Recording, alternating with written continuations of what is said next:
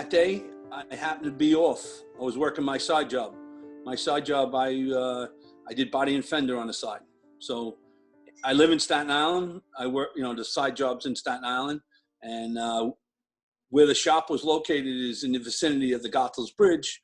One of the vendors coming in, making a delivery, he's like, yeah, I don't know if you heard, but a plane hit the World Trade Center. So what everybody's thinking that lives in Staten Island, we have Linden Airport. There's a lot of people with, small Cessna type planes. I just assume, that's what happened, So a second delivery comes and the guy's like, man, you can't imagine the plume of smoke, there's a planes crashed into. I said, you said planes? So I got in the car, drove down the end of the road where I could see Manhattan, and I could see, what was going on. I'm like, this isn't no little planes from, Linden Airport. So I called the Division 8, is the administrative division for Staten Island, and asked them if they, what was going on. So this is prior to most people. I don't even think I might have just got a cell phone. You know what I mean? So they said that there was a total recall, and that they were calling all off-duty FDNY members in to report into. So what happens is I had gotten promoted the January before, and they had a program where the new lieutenants go to the fire academy to become instructors because there was a shortage of instructors, or they needed new instructors. So that so our job, we got assigned to the academy. So Monday through Friday, we worked at the academy, but on the weekends, we had the opportunity to work in the field because you're a brand new lieutenant. You just went to school. You kind of want to get out there and, learn your craft. You know what I mean? Whereas being an instructor is a very rewarding position, but it's not something that, you know what I mean? As you going to school to become a lieutenant, you want to be out there, at fires and stuff.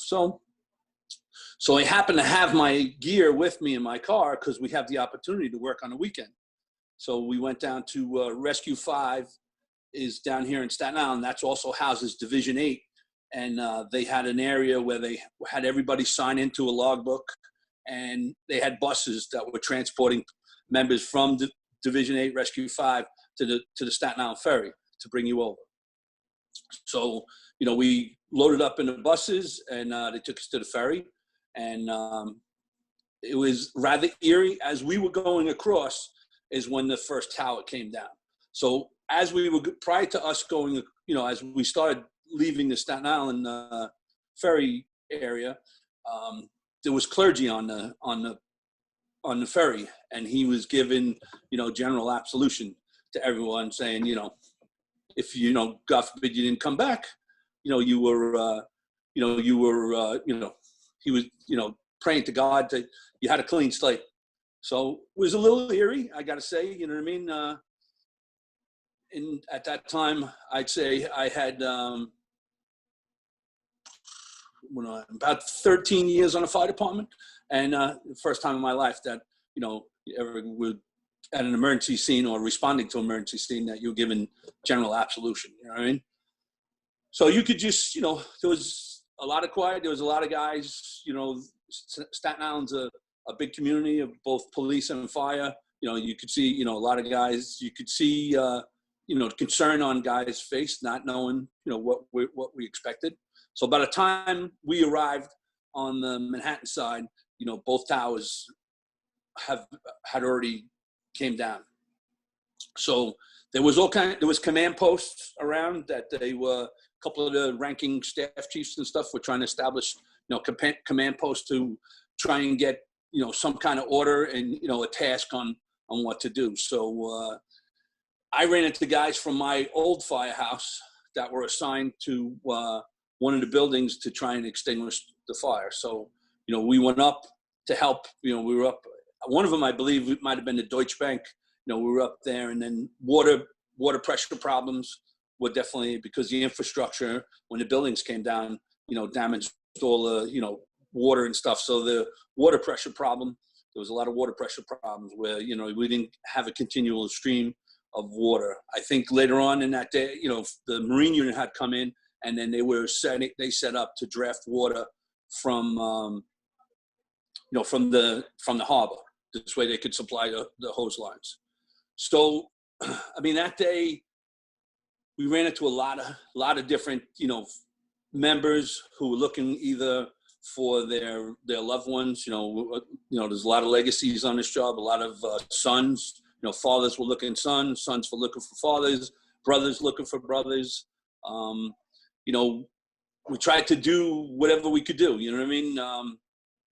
Early on, there were people found, both alive and deceased. We rendered what assistance we could, to anybody.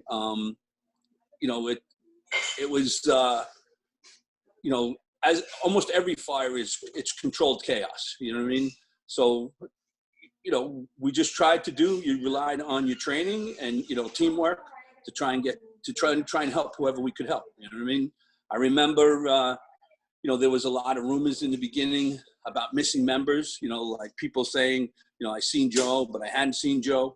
So, that there was a lot of, initial, not miscommunication, but I remember a guy telling a guy, saying, listen, I seen Joe, about an hour, and I just grabbed the guy and I'm like, listen, it's not really any of my business, but I just saying, you want to be 100% sure that you've seen Joe. You know what I mean? Like, you don't want to give anybody some false hope that, that they made it up. But initially, they had a missing member list, and it was a lot greater than the amount of guys that ultimately, just because, guys were with somebody and then, in the mayhem got separated, and, radio transmissions, being what it may be, they weren't necessarily being able to, contact them once they kind of lost sight of each other.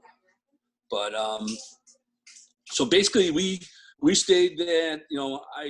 I had gotten promoted out of a company in Brooklyn, and wind up with those guys pretty much, searching. And, we found some people that were in areas that, that they were deceased.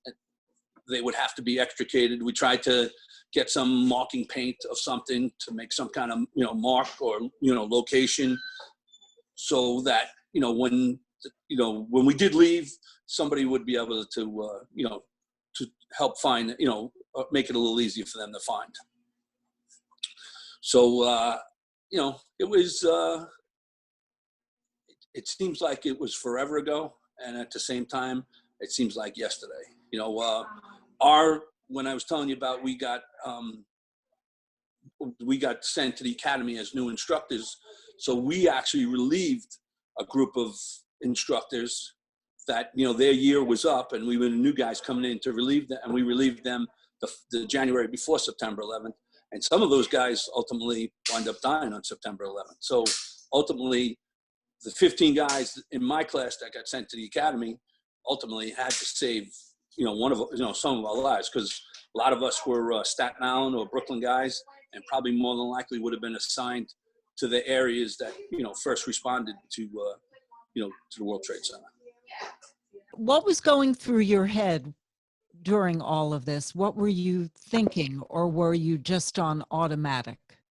You're on autopilot. You're not, you're thinking, just knowing what happened before we knew any kind of numbers. Anybody who knows that, when you have a high-rise building, they are automatically, and you have a decent amount of fire, they're automatically transmitting multiple alarms. So just from, past experience, you're saying to yourself, there's got to be a lot of guys in there, you know what I mean? Guys, girls, you know what I mean? In that building, meaning from, first responders, whether it's, fire, police, and, obviously when the towers came down, you knew in the back of your, in your heart that we definitely lost a lot of guys. Had no idea, the number. And as we knew as days unfolded, and, a lot of members were never recovered. The number in infamy, came to be 343. So. And what about your family? Because this was, as you pointed out, the early days of cell phones. And of course, all the cell phones went out anyway. You couldn't call. So how were you in touch with your family? How did you handle that? Because they had to have been fearing for your life. My wife was not happy.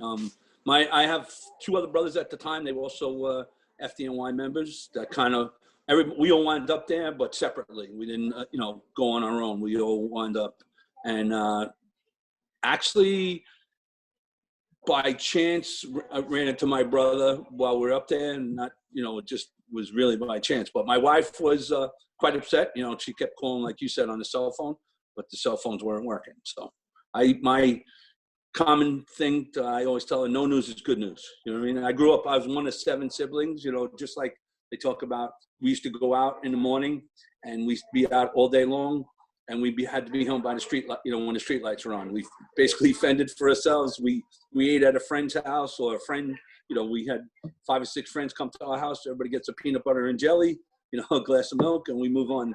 So coming from a big family, we kind of were all, that's kind of the way it was. So obviously my wife had some concerns, and then, multiple trying to call, because later on they had some of the smaller World Trade Center buildings, collapse later on in the evening. So, there was some concerns, for everybody that was there. So at what point did she know you were okay?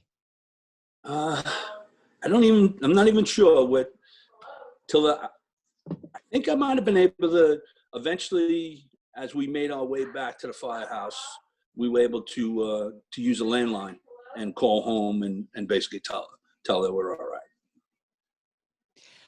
So many people tell me that, women tell me that their husbands were never the same after 9/11 because of the PTSD. How have you handled that, or has it been an issue for you? It really hasn't been that I know of. I mean, I was a cop before I was a fireman. I mean, unfortunately, in the first responder world, you get to see a lot of gruesome sights. Some people have different ways of dealing with it. I don't know if, you could think about situations and something, and it could, get you, bring you emotional. But, like doing the funerals, I've been doing the funerals now since September 11th. So that was what we were tasked with, after. So we spent first couple, probably a month, down there in the recovery with everybody. And then they tasked some of us, the lieutenants that were assigned to the academy, to begin planning and arranging the funerals. So you immediately, after a month, were assigned to the ceremonial unit. And for those who don't know about this unit, this is the unit that is there for the funerals. This is, that has become the job more so than being there for promotions. It's become a very morbid job and non-ending because of the number of FDNY'ers we have lost since September 11th. So what has that been like for you? Well, to me, I consider it a great honor and a great privilege that I have the opportunity to sit down with a loved one, explain to them what the FDNY traditions are, and get what their thoughts are. You know what I mean? So to be able to do that, I don't think this is a great honor. I've had friends of mine that did the funerals with us during September 11th and say, how do you still do this? You know what I mean? Like, because again, we take great pride. I mean, our mantra for the FDNY is we tell our families we'll never forget. And we truly don't forget. You know what I mean? It's not like, it's something that's just said. It really does happen. And, like I said, to be a person entrusted by the commissioner, chief of department, to represent them, to sit down with the family, to get their wishes, explain our traditions, and, put it together. To me, there is no great honor. There were so many days when there were multiple funerals in one day. What was the worst day? How many? There was, I believe it was approximately 25 services in one day. Because what happened was, as time was going on, and this is the first time in the history of FDNY that we never had members that were recovered. So families got to the point like, I guess we got to do something. You know, we're a month out or 2 months out. In 2 months out, we have to do something. So, you know, we started conducting memorial services, and then so that day that there was, we basically broke down into like 2-man teams, and just, you know, we actually enlisted some volunteers, guys that I knew, you know, from my old firehouse. Say, listen, I need a hand. This is what I need you to do. You got to stand here. You know, one guy, I said, listen, you're going to be the family guy. He goes, what does that mean? I said, the wife's name is Shelly. When she pulls up in the car, you're going to introduce her. You're walking her in. This is where they're sitting. And, you know, so he's like, I said, listen, we have no choice. You know what I mean? We're doing this with 2-man teams. One guy basically doing the outside of the church, you know, lining everybody up, and the other guy, you know, helping, you know, coordinate everybody sitting down in the church and, you know, all that. So, you know, we did what we had to do. I mean, unfortunately, we've become probably the foremost expert on funerals. As you said, the post-September 11th funerals keep coming. And, you know, unfortunately, I think they'll come for a long time till, you know, those that are affected are no longer here. Of the 343 FDNY'ers we lost that day, how many had no remains to bury? Unfortunately, I shouldn't know that statistic, but off the top of my head, I do not know that. But I do know what happened is when we come through the academy, you know, they do like a blood drive and a bone marrow. So this way, if anybody's a match, you know, for either one of our members, or you go into a registry. So after September 11th, some of the families were contacted by, you know, the blood center saying that we have a vial of your blood, you know what I mean? That of your loved one's blood. So this way, that gave people the opportunity to bury, you know, something, you know what I mean? Whereas they didn't have any remains. Let me ask you, Joe, how's your health? My health so far so good. You know, we go for a medical, you know, under the World Trade Center program.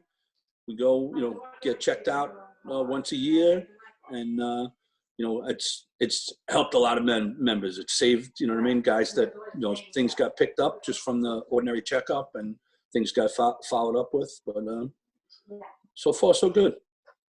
How would you say that day changed your life? Well, we lost a lot of friends. I mean, I didn't lose anybody in my immediate circle, but a lot of guys, you know, coming from Staten Island. I was born in the Bronx, moved to Staten Island when I was like 4 years old. So guys that we knew, my father was a firefighter. So if you didn't know people through my father, through my 2 brothers, you know what I mean? So it's hard to say how to put an exact word on how it would affect you. But, you know, again, the saying never forget, you know, we lived it, you know what I mean? The people that were there, people, you know, that lost their loved ones. I mean, it's not just a saying, it's something that, you know, we truly mean it. You know, I really can't put an exact word on, you know, saying how has it changed me, but, you know, it's just, you know, again, I'm honored to be able to help people go forward, you know, with either their memorial services, their funeral services. To me, you know, with my police time, and I was correction before, I have 38 years. I could have been retired, you know, quite a while ago, but, you know, I, you know, truly take, you know, honor, and, you know, I think it's truly special to be able to help these people, because I believe that all the little details that you do, because sometimes, you know, I'll hear from somebody like, you know, why are you doing this? Because all those little details, when everything is over, all those little attention to the details from everything that we do, and all our partners, whether we have law enforcement, you know, PD, NYPD, or, you know, New York State Troopers, New Jersey, assisting us with transport, you know, doing escorts and stuff. All those little details, I think, help that family begin their healing process. Like afterwards, they start thinking about like, wow, you know, like we had Christopher Slutman was, he was killed in action while serving as a reservist, and we had to come from Maryland up to New York. You know, so we're coordinating with three different states, law enforcement in 3 different states, as well as, you know, NYPD when his wake was in the Bronx, but it was seamless. These guys were, you know, 100% dedicated, you know what I mean? Went above and beyond, you know, and they were right there with every little detail. Probably one of the most touching parts of that when we had the procession, when we were coming up from Delaware, was I seen a little boy and his father. You know, they were, you know, in civilian, they were pulled over in their pickup truck and they stood in the back, and the little boy was holding a flag and they both had their hand over their heart.